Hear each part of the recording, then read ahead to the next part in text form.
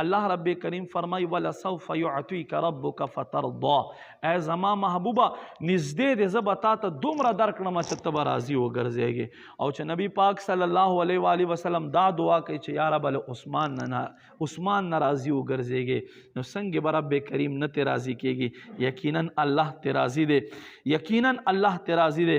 ما عزتمندو امام اہل سنت امام شاہ احمد رضا خان علیہ الرحمہ فرمائی بہم عہد باندھے ہیں وصف ابد کا، بہم عہد باندھے ہیں وصف ابد کا، رضائے خدا اور رضائے محمد صلو علی الحبیب صلی اللہ تعالی علی محمد صلی اللہ علیہ وآلہ وسلم. ما عزت مندو قدر مندو تاسو واوریدلو چې حضرت عثمان غنی رضی اللہ تعالی عنہ ته اللہ رب کریم کم شان ورکړی چې نبی پاک صلی الله علیه و آله وسلم ټوله شپه د دې پاره پوره شپه د دې پاره دعاګانې کوي، د دې پاره دعاګانې کوي او په داسې الفاظو سره دعا کوي چې یا رب زه ترې راضي یم ته هم ترې راضي وګرځېږې.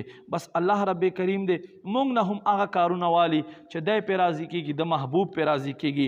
کام وہ لیجیے تم کو جو راضی کرے، کام وہ لیجیے تم کو جو راضی کرے، ٹھیک ہو نام رضا تم پہ کروڑوں درود. صلو علی الحبیب صلی اللہ تعالی علی محمد صلی اللہ علیہ وآلہ وسلم.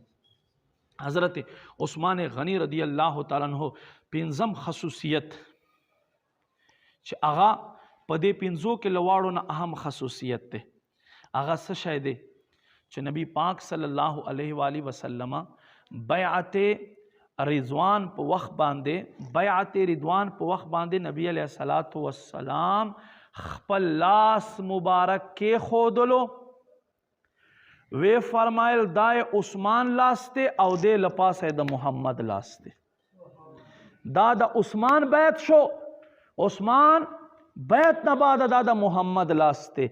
دا خصوصیت بل صحابي ته چیرته نه دی ملاو شوی.